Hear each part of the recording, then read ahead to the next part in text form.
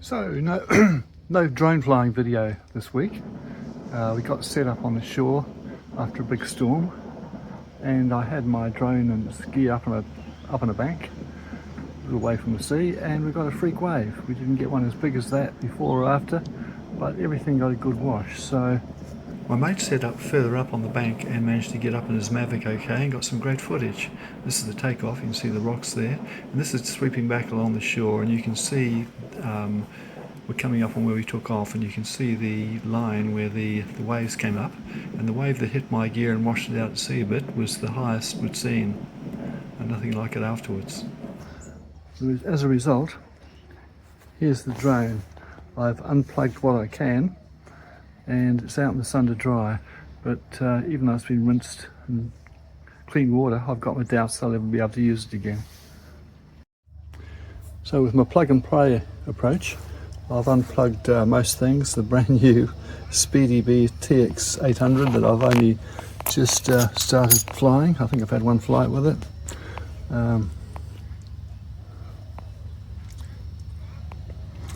And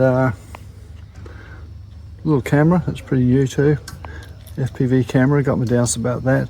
A buzzer that's definitely stuffed, the light's on, it won't go off. This is the ELRS receiver transmitter on the drone, so we'll see what happens there. The battery wasn't plugged in at the time, so hopefully that may help. So my plug and play approach pays off in this sort of situation. I just unplug everything, give it a good rinse with warm clean water, and put it out in the sun, hope for the best, but got my doubts. Okay, so having been washed in the sea with sand and stuff, I've taken it home and I've washed it out with warm clean water, and the first thing that gave me hope was not seeing any kind of corrosion, which makes sense when you consider that the main battery wasn't plugged in. So I've got a smaller battery here, a 1500 that I'm going to use to do some tests with. I've already tested just the TX800 VTX and the camera connected. First test was to plug the bare board into the USB-C port in the computer and make sure that everything seemed to work, all the settings seemed to be right, which they were. Next step, I plugged the camera in the front end, the VTX in the back, and then used a little monitor which I've got over here to check to see if it came up, and it did. So what I've done now, I've plugged the GPS back in, which is over here, and also the the ELRS module over there. The beeper's buggered with its self-contained battery. It powered up and it's behaving strangely, so that's dead. So the next step will be to plug the power in, look at the VTX again and the camera, but also to see if the ELRS is alive. And then later, if the GPS has got lights on it, I'll put the cover on and I'll take it outside and see how it goes. So I'll stop for the moment and plug the battery in. So as you can see, I plugged the battery in and the VTX is still working as expected. And what else is going on? And the ELRS, the green light showing it's looking for a connection, is on. That's beeping slowly, which it should. If I leave it on for a minute, that should go to rapid beeping, which indicates that it's looking for a receiver. Also, the two lights are on the GPS, which is a good sign. So I think at this stage, rather than wait a minute, I'll put the cover back on and take it outside and see if the GPS is alive. So far so good. So far things are looking good. I'm picking up 16 satellites, the GPS is working. Fired it up and the motors seem to be okay. So I might have been lucky.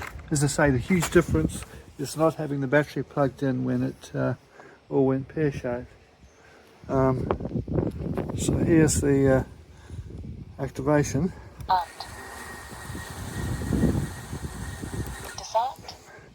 It's funny, I get a weird strobing thing. It looks as if the props aren't working properly on the video, but in fact they are. Designed. So it all seems to be okay, so I'll just do a hover test for the camera and then call it quits for now.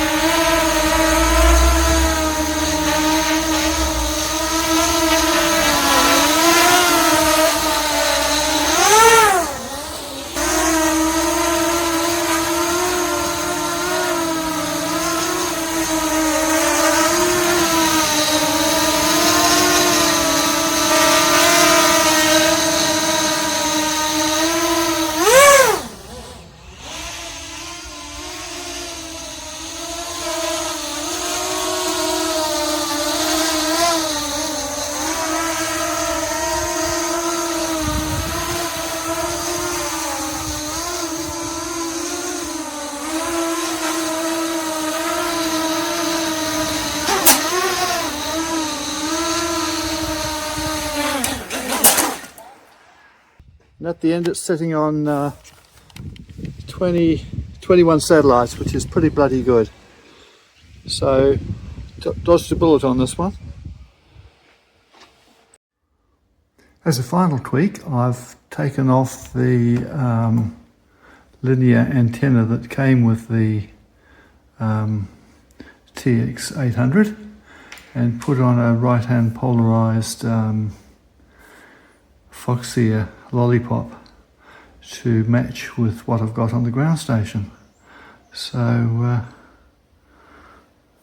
hopefully I've made a mild improvement. Time will tell.